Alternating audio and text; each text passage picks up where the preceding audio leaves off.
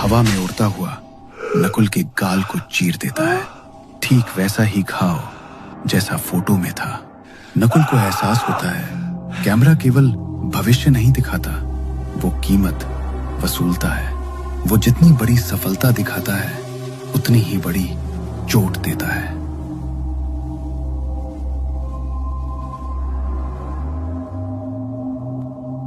नकुल अपने विशाल बेडरूम के कोने में दुबक कर बैठा था।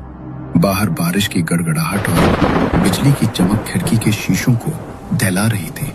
उसने उस कैमरे को 3 बार गंगा में फेंका, 2 बार आग के हवाले किया और 1 बार भारी हथौड़े से उसके टुकड़े टुकड़े किए, पर वो हर बार वापस आ गया।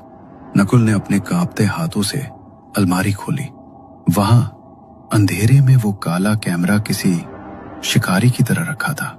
नकुल ने उसे घृणा से देखा और चिल्लाया, मुझसे क्या चाहिए तुझे? सब कुछ तो ले लिया, मेरा चैन, मेरी शांति, मेरा सुकून। अब क्या जान लेगा?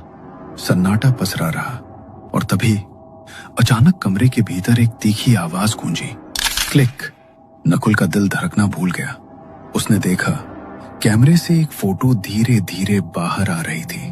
उसने कांपते हाथों से उसे उठाया। फोटो में कोई भविष्य नहीं था।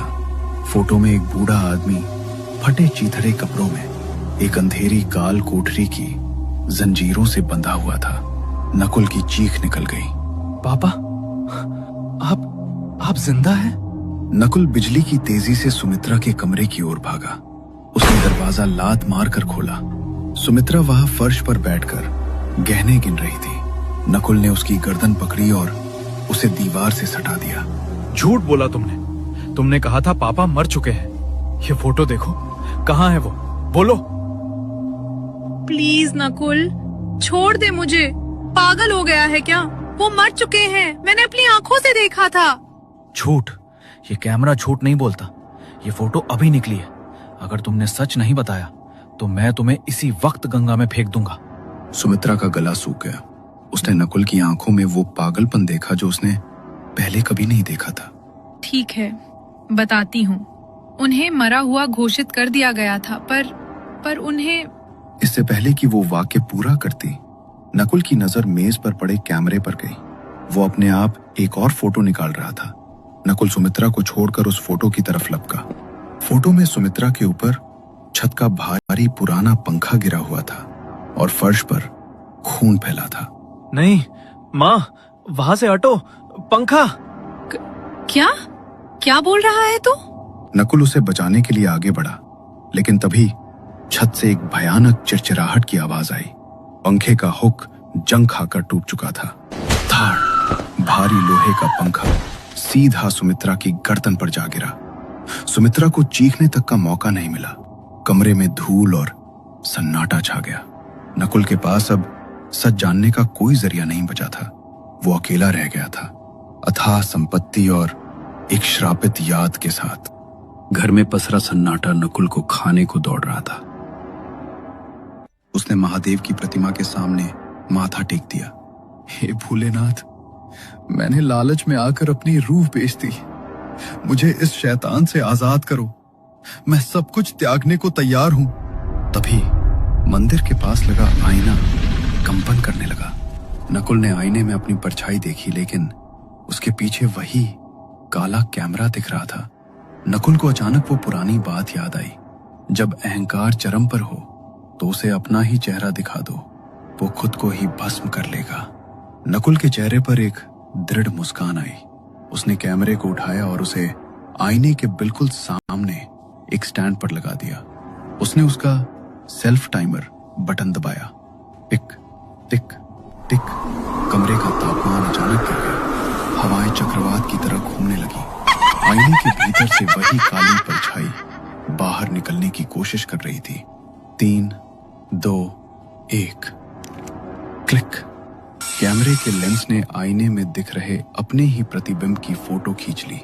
एक तेज नीली रोशनी पूरे बंगले में फैल गई। कैमरे के भीतर से हजारों रूहों की चीखें एक साथ गूंजी, जैसे कोई नरक का दरवाजा बंद हो रहा है। देखते ही देखते कैमरा दतकती आग में बदल गया और पिघलकर राख हो गया। श्राप का अंत हो चुका था। लेकिन अब भी नकुल के मन को शांति नहीं थी, क्योंकि उसे अपने पापा को ढूंढना था। वो फर्श पर बैठ गया और अपने पिता की उस धुंधली फोटो को घंटों निहारता रहा। उसने फोटो को गौर से देखा। दीवार की ईंटें, सीलन का वो खास निशान और कोने में पड़ा एक पुराना लोहे का संदूक। नकुल की आंखें फटी की फटी रह गईं। पापा कहीं बाहर नहीं, बल्कि इसी घर के बेसमेंट में है।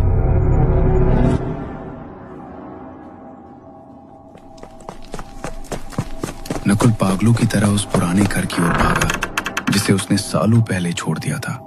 उसने बेसमेंट का भारी जंग लगा दरवाजा ठोकरों से तोड़ दिया। अंदर घुटन और अंधेरा था। जैसे ही उसने टॉर्च चलाई, उसकी रूह कांप गई। सामने कोने में लोहे की भारी जंजीरों से जकड़े हुए एक बुजुर्ग व्यक्ति बैठे थे। उनके बाल सफेद हो चुके थे और शरीर हड्डियों का ढांचा बन चुका था। पापा! नकुल दहाड़ मारकर रो पड़ा।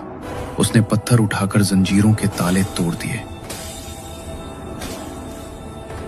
उसके पिता ने धीरे से आंखें खोली और धुंधली आवाज में बोले, नकुल बेटा, क्या तुम सच में यहां हो?